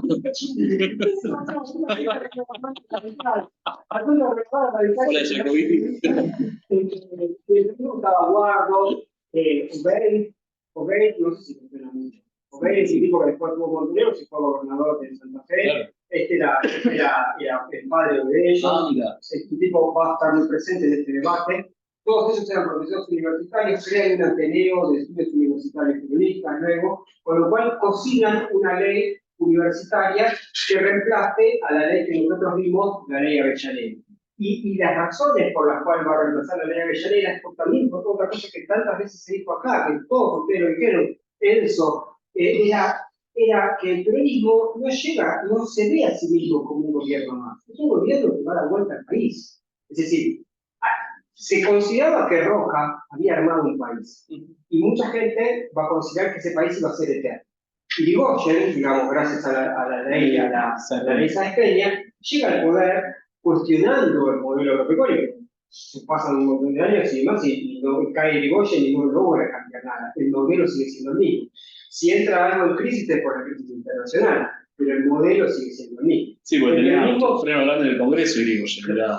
No importa, pero él no va a tener ese problema, y cuando uno sabe, y Perón enseña mucho esto, en política jamás que no te dejen existir. Uno no puede decir, no me dejaron, no me dejaron, no. Si no te dejaron, es culpa tuya, no estás preparado. Punto, ya está. Digamos, es política. Tú tienes que pedir permiso, me dejan hacer un cambio. Eso no es política, eso es ajeno a la política. El peronismo, en ese sentido, lo sabe, es decir, lo aprendes en la escuela primaria de la escuela peronista, digamos. Entonces, no, jamás una excusa, es una vergüenza de que no dejaron hacer algo. Y ahí, bueno, es decir, Irigoyen, teniendo respaldo de votos y esas cosas, el modelo no cambia demasiado. Después, bueno, por supuesto, viene la década del 30, donde hay alternancia y donde el cuco es que no vuelva a la clase social que representaba Irigoyen. Porque está el radicalismo que representaba Marcelo de Alvear, está Justo, digamos, que era radical, está el Partido Socialista Independiente. Había un socialismo en la década del 30, el Partido Socialista Independiente, entre los cuales estaba el famoso Noble, por ejemplo, y estaba Federico Pinedo, que la única cosa que tenía era que una visión modernizadora del país, y que mucho de eso va a tomar Perón, ¿sí? Hay muchas cosas que va a tomar las líneas modernizadoras del peronismo, que por ahí le va a dar un contenido distinto. A mí, una vez, ustedes también ya lo vieron esto, que en la Facultad de Ciencias Exactas empieza a hacer los campamentos en Bariloche. No sé si vieron alguna vez eso, campamentos estudiantiles en Bariloche, donde se empieza Milstein como presidente del Centro de Estudiantes, en 1948. 1948. Milstein, presidente del Centro de Estudiantes, junto con el Coco Giambiaggi, junto con el francés de Chailaz, estudiantes de todo el Centro de Estudiantes, junto con Alperín Dongui y la hija y la hermana, que Alperín Dongui, ambos estudiaron química. Entonces Alperín Dongui se fue, un famoso historiador, no sé si lo ubican, y la hija se quedó haciendo la historia de la química, ¿no? Coma. ¿Bien? Ni una coma. No, Alperín Dongui escribe. No, Alperín Dongui. Parece toda una fórmula que no entiendo. Alperín Dongui. Te quedas sin aire de sí, no, igual que Gonzalo también, gente difícil de leer. Pero bueno, ellos inician campamentos universitarios en Bariloche. Inician campamentos universitarios, ¿por qué? Porque primero habían aparecido el turismo en la Argentina, y habían aparecido en Bariloche una estructura turística que aparece con Pinedo, 10 años antes, pero estaba reservado a la oligarquía. Es decir, eran los grandes lugares y demás para que la oligarquía empezara, y el turismo internacional que se acercaba a la cordillera de los Andes, y ellos disfrutaban eso. Esa continuidad del peronismo, por eso digo, esta misma historia se va a presentar en muchos otros órdenes. Pinedo, con la cosa modernizadora, inicia un camino restringido al beneficio de cierta clase social. Sí. El peronismo lo continúa y lo amplía para otra clase social. Lo que hace el peronismo es ese turismo que había generado, que se empezaba a generar como industria en Pinedo, pero lo hace extensivo a otras clases sociales. Los estudiantes se meten los estudiantes viajan gratis a Bariloche. Y está la anécdota esa, el lugar donde tiene el camping La Uva en Villa Langostura, eran los terrenos de Pinedo. Y hasta hace poco, yo cuando estuve un año, había una parte que estaba toda cerrada porque la casa sigue perteneciendo a la familia Pinedo, que después se la devuelven no sé cuándo. Estaba la familia de Pinedo, ahí el expresidente Pinedo ahora, estaba pasando las vacaciones ahí, en el medio del camping de la uva. Era muy loco, sí. Esos son los terrenos que es propia Perón, claro.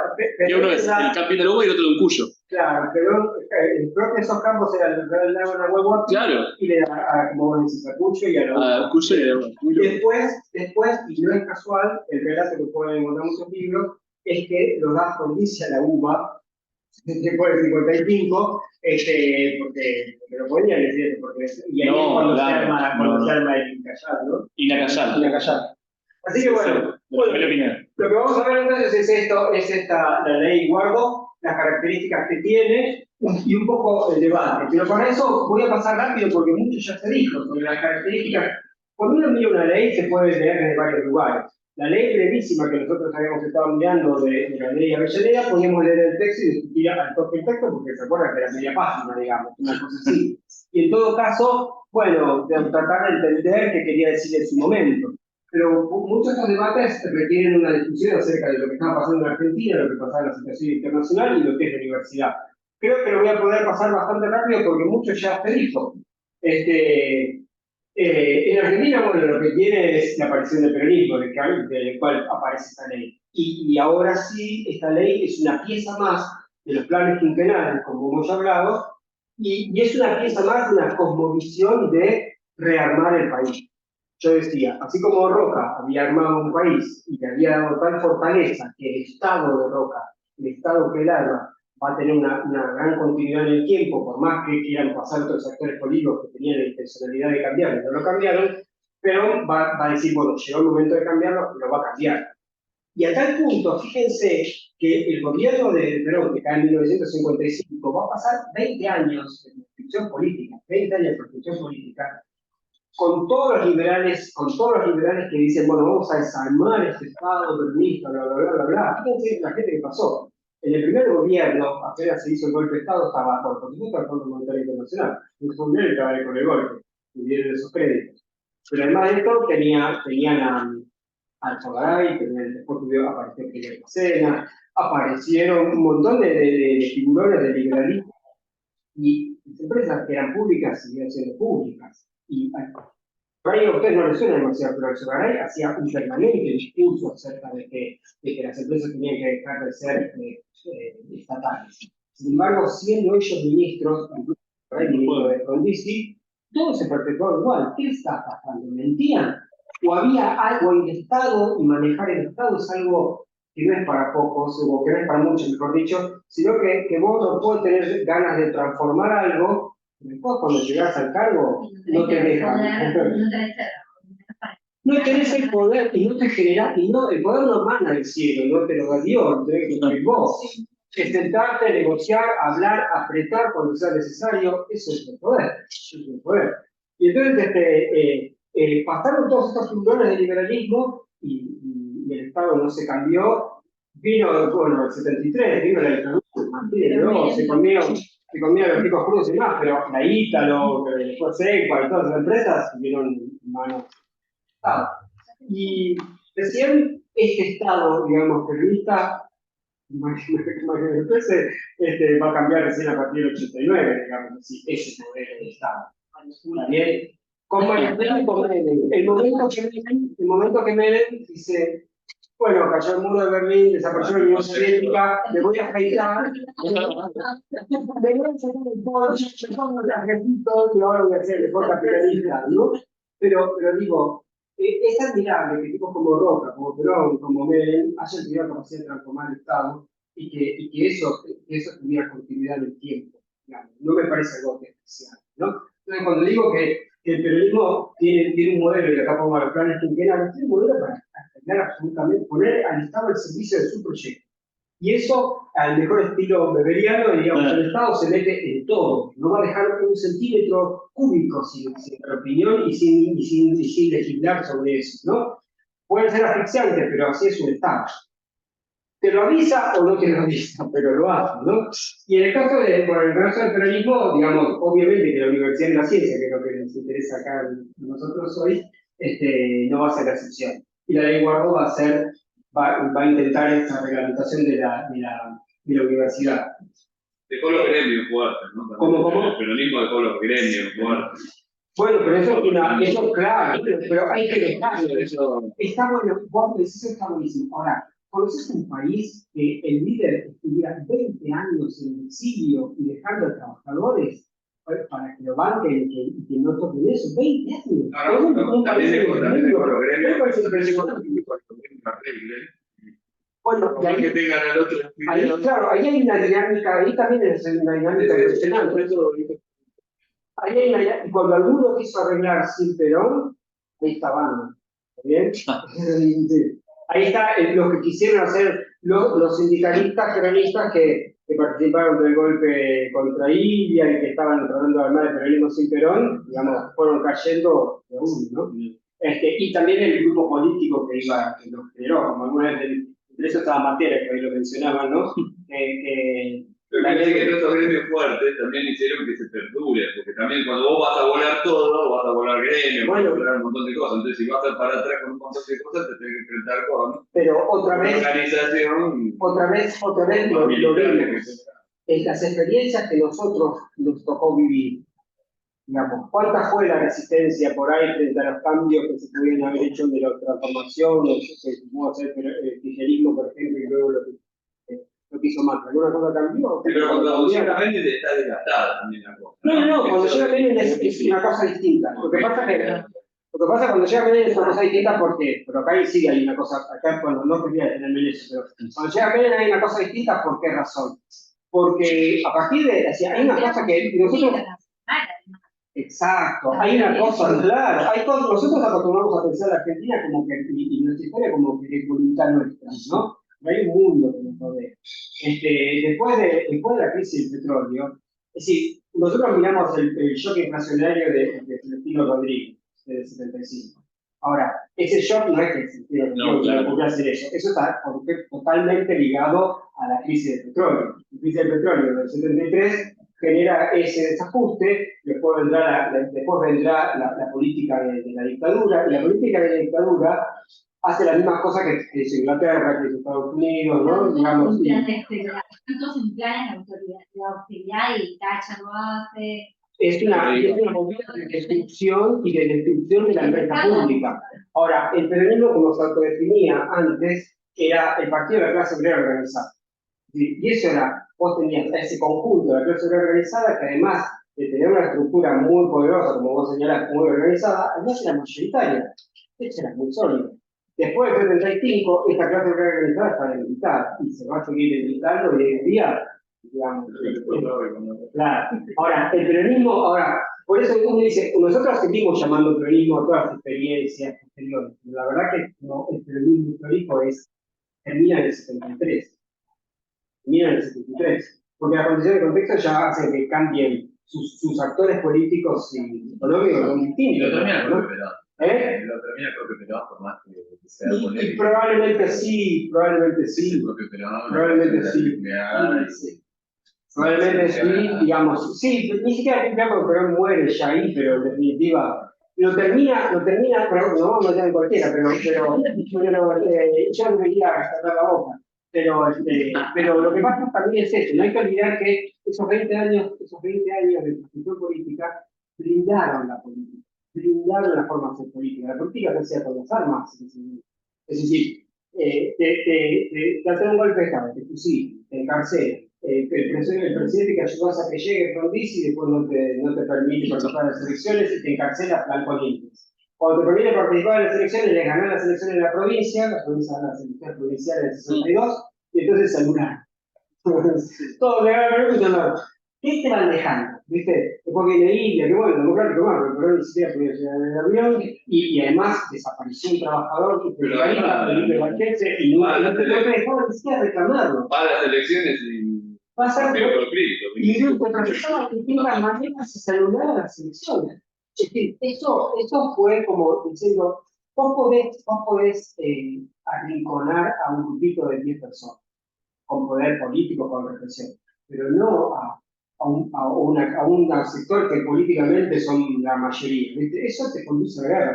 Cuando ese sector empieza a decir, se agotan todas estas instancias y empezás a decir, bueno, esto lo arreglamos de otra forma, una vez que la gente empieza a utilizar esas lógicas, después no las abandona. Y a veces, lamentablemente, las diferencias entre el propio sector peronismo se persiguieron.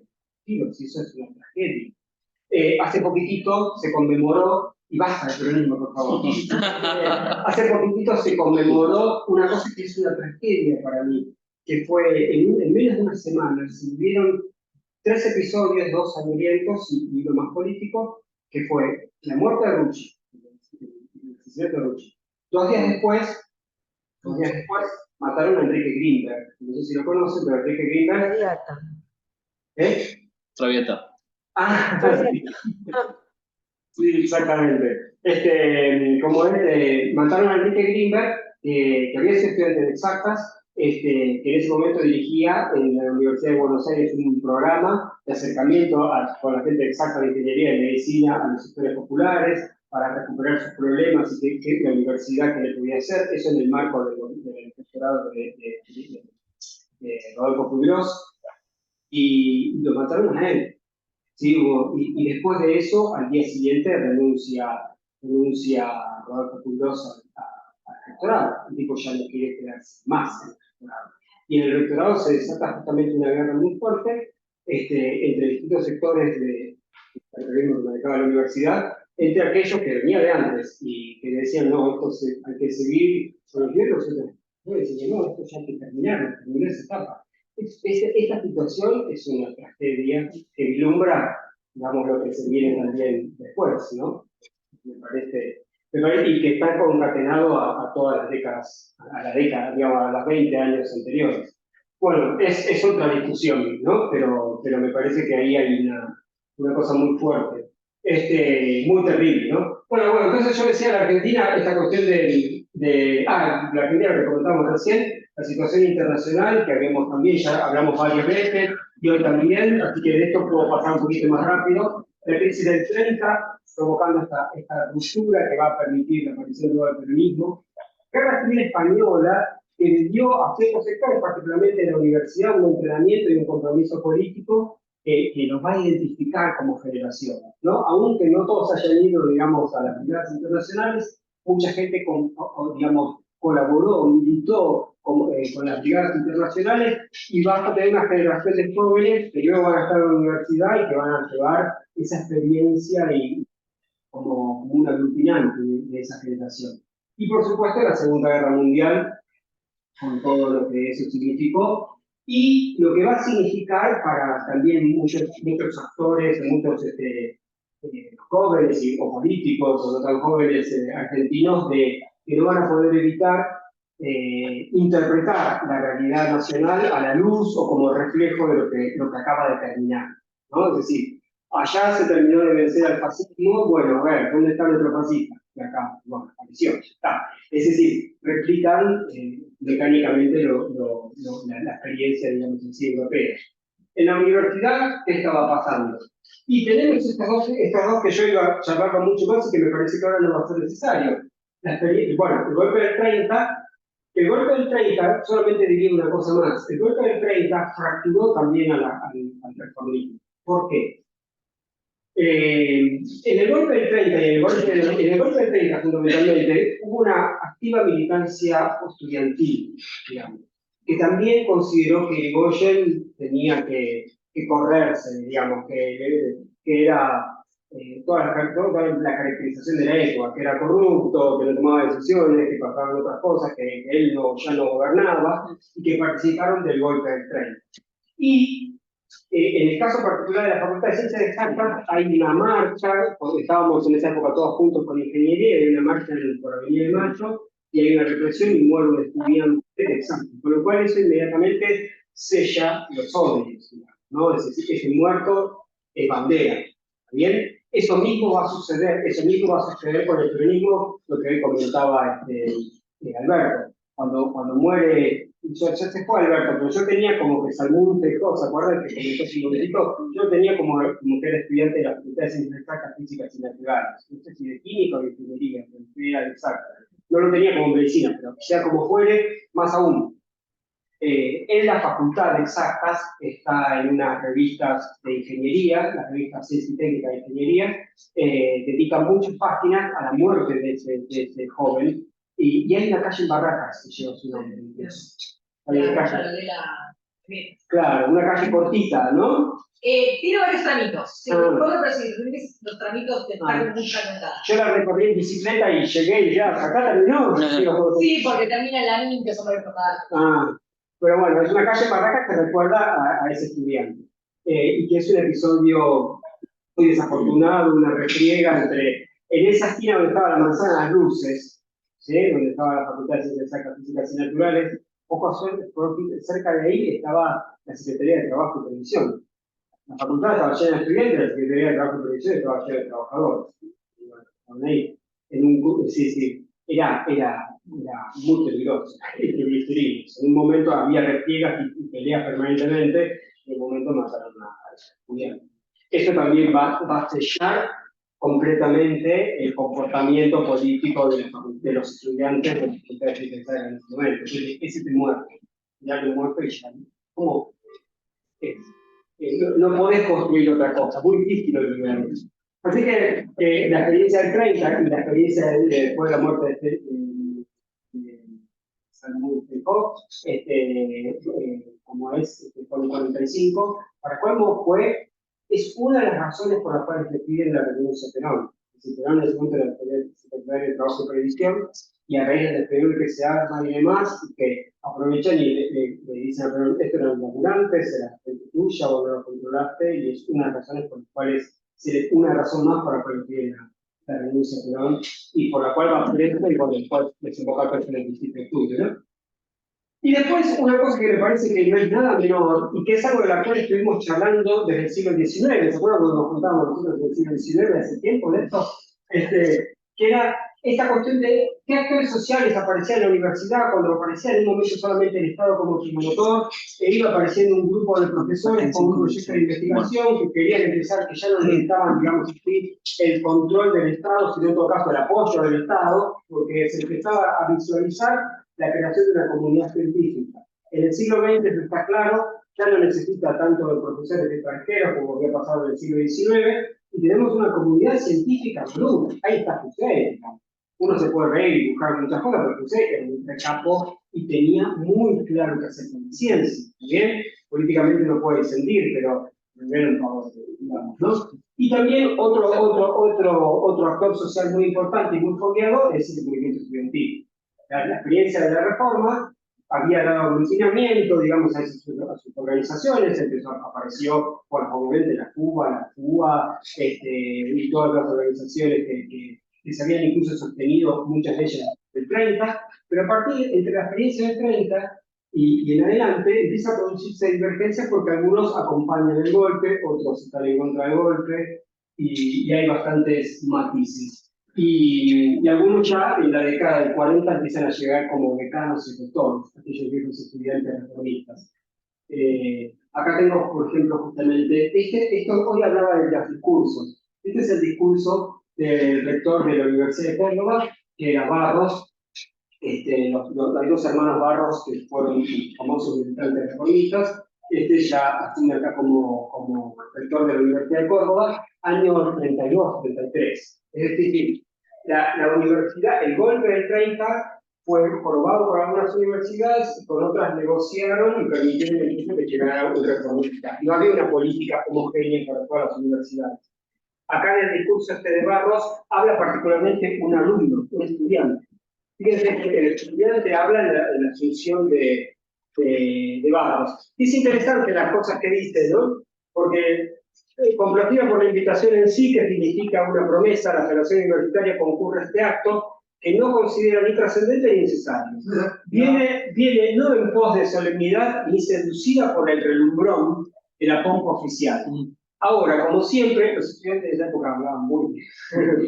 Ahora, como siempre, cree indispensable decir su palabra y lo hace con sencillez y sinceridad de los espíritus jóvenes. No han sido frecuentes, en verdad, invitaciones como estas desde hace muchos años. Estoy hablando de la Universidad de Córdoba, que ese vigor que habían tenido y esa participación que habían tenido los estudiantes después del 18, en la década del 20 se había perdido. Y la recuperan en la década del 30, 31 y 32, en el cual. No han sido, y bueno, en mi programa me puse, como está desde hace muchos años, ni tampoco, ni la voz oficial de la entidad de los estudiantes se ha hecho presente en actos como este. Esto, bueno, me parecía interesante y quería describir como que también estaban, qué estaba pasando con el movimiento estudiantil y qué estaba pasando en algunas universidades en la década del 30. Dice después, desgraciadamente el estudiantado, hasta hace poco, solo lo ha escuchado cuando la pujanza de su acción veían los reaccionarios tambalear sus posiciones, plantándose o conservándolas, halagando con promesas unas veces o con amenazas otras, porque creían así hacer callar la voz de la juventud, que demostró más de una vez una franca y leal solidaridad a costa de sacrificios materiales en no claudicar hasta que sus justas y nobles aspiraciones fueran condensadas en la realidad. Esto es un poco lo que tenía para complicar esa idea del golpe del 30. En la UBA, el golpe del 30 dependió mucho de las facultades, en La Plata fue durísimo, el golpe del 30, y en Córdoba estuvieron los reformistas con el movimiento estudiantil acompañándolo. Había una realidad diferente en las distintas universidades, aún con el golpe del 30, ¿no? Y como es, y todo esto, digo, es gimnasia política que van a tomar el claustro de profesores y el claustro estudiantil que va a ir creciendo en la década del 30 y ya después en el 43.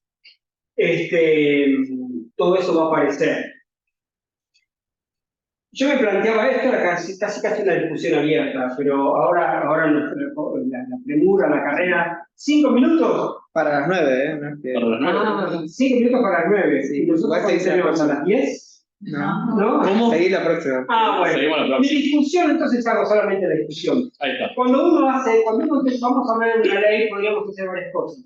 Discutir los contenidos. Vamos a leer los contenidos nada más. Yo traté de que viésemos las condiciones de contexto en que estos contenidos se produjeron. Otra es no mirar los contenidos o mirarlos en paralelo con los debates. Y la otra cosa que es más historiográfica, y en esto vuelvo a las primeras charlas que yo ya tenía con ustedes, me interesaba no solamente la historia, sino cómo la historia fue contada a lo largo del tiempo. La historia es una construcción, los hechos están. Ahora, de momento que yo los cuento en este lugar, no puedo evitar ponerle toda mi carga, ¿está bien? Y en este proceso que vamos a ver, hay relatos que fueron escritos con posterioridad al 55, contados en una clave, que es bastante obvio cuál va a ser esa clave, y que va a perdurar hasta los 80, 90. Y recién a fines del siglo XX y prácticamente desde el siglo XXI empieza una reformulación que es la que nos tienen acá, ¿de acuerdo? A mí me asombra y me encanta escucharlos a todos ustedes y más, y con la naturalidad porque se dicen cosas que hace 20 años no se decían. Muy tempranamente, yo era editor de la publicación de la facultad, oficial, escribí año 90 y pico, porque estaba de decano Recondo, un artículo de 2 páginas sobre la ley esta, ¿no? Hubo profesores que fueron a pedirle la renuncia al decano de que le echara o que yo renunciara porque yo había escrito una ley, un artículo diciendo, acá está el cargo de educación exclusiva, de la gratuidad, de esto y lo otro. Ya era suficiente. No podían tolerar que el hecho de hablar sobre una ley así se llegara, digamos, a una publicación universitaria, sin condenarlo previamente, ¿sí?